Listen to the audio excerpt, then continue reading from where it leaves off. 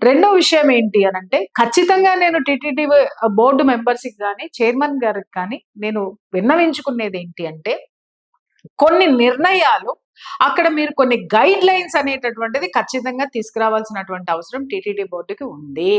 అది ఏంటి అనంటే, కొండ మీదకి వచ్చేటటువంటి వాళ్ళు, భగవంతుడి దర్శనం కోసం వచ్చినటువంటి వాళ్ళు, ఆ భగవద్ దర్శనం కోసం ఎలా ఉండాలి? వాటికి సంబంధించినటువంటి నియమాలేంటి?